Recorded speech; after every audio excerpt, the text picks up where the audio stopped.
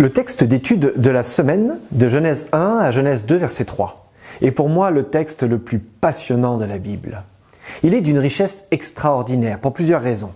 Je voudrais vous en présenter au moins 3.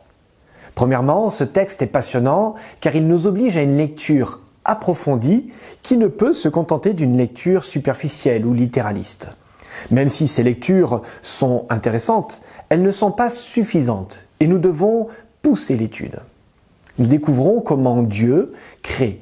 Mais quand je dis comment, il ne s'agit pas de dire avec quelle matière, atomes, électrons ou je ne sais quel procédé chimique. Non. Il nous dit comment Dieu s'y prend, c'est-à-dire par la parole. Dieu parle et les choses se font.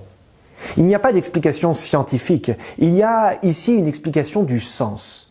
Dieu crée en donnant du sens, de la valeur aux choses. Jean Flory, dans son ouvrage Genèse ou l'Antimythe, disponible aux éditions Vie et Santé, le présente très bien. Ce texte, mais d'une manière générale celui de la Genèse, n'est pas là pour renseigner, mais pour expliquer. Il a donc une portée didactique. Deuxièmement, ce texte est passionnant car il n'est pas simplement fait d'une succession de jours et d'éléments qui sont créés. Non, il y a une construction très riche où nous retrouvons une structure si souvent présente dans la Bible du Premier Testament. Le chiasme. Il y a donc un effet de résonance entre le premier et le dernier jour, le deuxième et le sixième, le troisième et le cinquième, pour enfin avoir au cœur de la création le quatrième jour, les astres. Comme un rappel qu'ils ne sont pas Dieu, comme les Égyptiens du temps de Moïse les imaginaient, mais qu'ils sont créés par Dieu.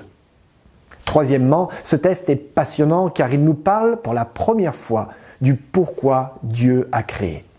Quel était son objectif ultime ? Créer un temps particulier, un temps de rencontre, un temps de partage, un temps pour rentrer dans le repos de Dieu.